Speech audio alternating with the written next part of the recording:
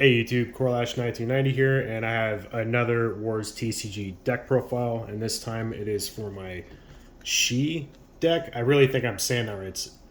It's SHI, I believe, is the spelling for it. Either way, this is another deck that's based around playing sectors and a lot of ships, and just trying to control through spamming, as many of the sectors as you can. This deck plays a lot more than my other decks, and it plays a lot of ships. It does have some ground units too, and it does play some weapons, but primarily the main focus is the ships and then putting a bunch of piloting type units into them to make them even better. So we'll start things off with the locations. And to start things off, as the starting location is Orbital Expanse. It has 2 energy for you, 1 for your opponent, 0 destiny. And it says each ship here is tactics -1 unless that ship is a Shi ship. And it also has the support icon. This is an all-around good starting location, I think. You can't really go too wrong there. Again, it has your icon, more energy for you than your opponent, and so on and so forth. Next, I run 4 of the Navigation Corridor.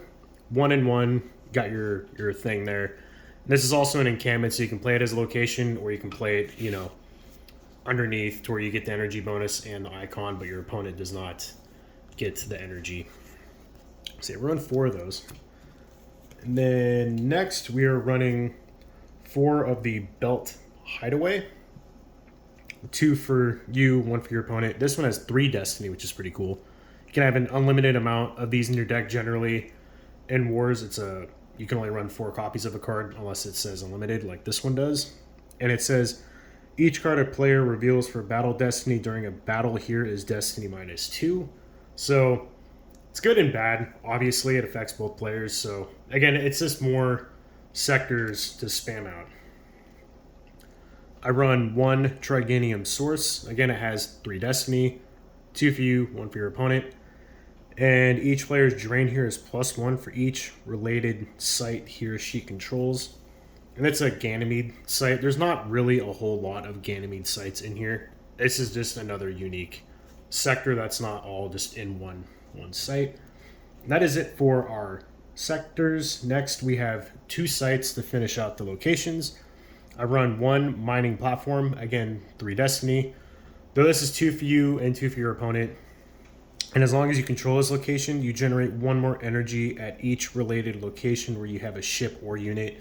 So Ganymede, and then our final location card is also Ganymede, and it is Vantage Point. 2 for you, 1 for your opponent, 3 destiny. And when this location enters play, you may pay 1 energy. If you do, download a location that has Ganymede in its title. So plenty to choose from there. But yeah, again, I run a lot more locations in here, mainly because a lot of these have a destiny value. I don't really want my decks flooded with a whole lot of zeros. And once I get more cards from the first set, I'll definitely be updating a lot of my decks to have more locations, because, I think the ones in the first set have more of a destiny value versus the second set. Either way. So next, I'm going to go into all of my ships. So I run 1 copy of Talak Venetia. I think that's how you're supposed to say it. Cost 6. It's got the 3 threshold, 2 destiny, a 4/2/6 stat line, and whenever your opponent plays a ship here or moves a ship here, you may invert this ship. And it's still a 4/2/6. And each time your opponent loses a ship here and has no more ships here, he or she loses 3 energy. This is a pretty decent ship. It's a little overcosted in my opinion, but I run 1 for the heck of it. Next is Reapercraft. This is my favorite ship in this deck. 2 cost, 2 threshold, 4 destiny, which is pretty sweet. It has really weak stat line of just 1/1/2, but you can lose a stockpile asset from your hand to invert this. And when it's inverted, it becomes a very respectful 4/5/5 stat line, and you can revert this ship to move this ship to another sector. So it's got some movement shenanigans to it. But mainly just having a 4/5/5 ship out is pretty good in my opinion. I now run 4 copies of Swiftwave Attacker. 3 cost, 3 threshold, 1 destiny, which kind of sucks. 316 stat line, and it has the captain ability on it. And each character aboard this ship who has piloting gains piloting 2. So the guy that's the captain for this, I think he has piloting 2 or 3. I want to say it's piloting 2. No, it's it's piloting 3. So this piloting 2 will add 2 more to his piloting, so he have piloting 5. So it makes this ship really, really good when he's on it. And it's a decent cost for what it is. I play 4 Resolute Coral, 3 cost, 2 threshold, 3 destiny, 316 stat line. When this ship enters play, your opponent can put a card from his or her hand on the top of his or her lose pile. So, it's not can. It just does it. I don't know why it would be can. Yeah. Anyway, when you play it, your opponent loses a card from their hand. So pretty decent. Again, it's just more ships piloting, stacking on different sectors and stuff to keep that power up. Low tactics kind of suck for this deck. This deck has a lot of tactics 1 in it. Next, I play Haste Current Pursuer, 4 cost, 1 threshold, 4 destiny, which is pretty sweet. 316 stat line. This ship costs 1 less energy to play at a sector for each of your opponent's inverters at locations related to that sector. So against certain decks, this thing can, basically be free. So that's why I run 4 copies of that, just for that alone. And finally, to round off the ships, I have 4 Crown Vessel, 2 cost, 2 threshold, 3 destiny, a 3/2/5 stat line, so it's got that 2 tactics, which is pretty good. Has a once per turn ability of lose 2 energy, which is pretty costly. But make this ship and each unit aboard it immune to attrition until end of turn. So it just helps you, keep presence at a location if you ever need it. But again, losing 2 energy, losing cards is they go to the lost pile, not the use pile. So keep that in mind. Now we'll go over the units. I do run 1 copy of Danak Tilak. I think that's how you say his name. I mainly have it in here just like filler for the most part. I mean, he is really good if you ever play him, but I'm not gunning to play this card. He costs 7, 3 threshold, 2 destiny. He has a 4/5/4 stat line, which is pretty good. But this character gains +1 power for each of your Shi support icons, so he can get really, really big depending on how many locations you have, which we have a lot of them with those icons. And as long as this character is at a site, your opponent causes attrition -1 here for each of your support icons. So once he's out, he's huge, and your opponent's causing hardly any attrition. So if he's out, your opponent's going to feel it, but more often than not, he's just kind of doing his thing. I run 1 copy of Ashmai. Man, these names are crazy. Ashmai Anat. 4 cost, 2 threshold, 2 destiny, a 1/4/3 stat line, which 4 tactics is pretty sweet. He has piloting 3. Once per turn ability, pay 4 energy. Choose your ship.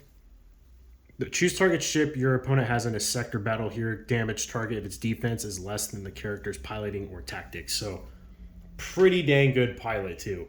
And again, he combos with that ship very, very well.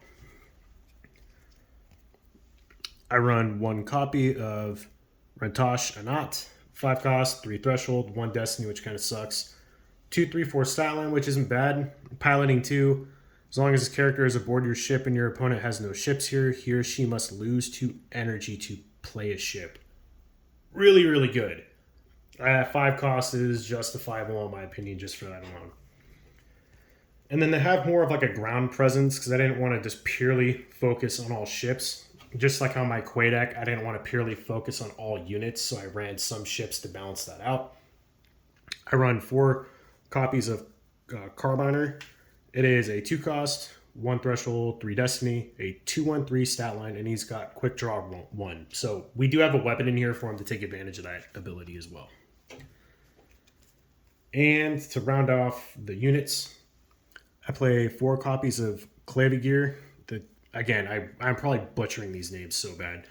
4 cost, 2 threshold, 1 destiny, a 3/2/3 stat line. He has scouting, so you can play him at a location where you don't have an energy icon, because typically you can only play stuff where you have an energy icon. And as long as this character is out of sight that has no energy icons on your side, he gains power +2 and is immune to attrition. So that's basically what he wants to do. You want to put him at a site where you have, you have no energy icons, because obviously he goes up to a power 5 and you want to drop like 2 of them and then initiate a fight. But he's also this kind of decent on his own if you need some, if your opponent's like really going wide on sites and is just like draining you like crazy, he can help mitigate that.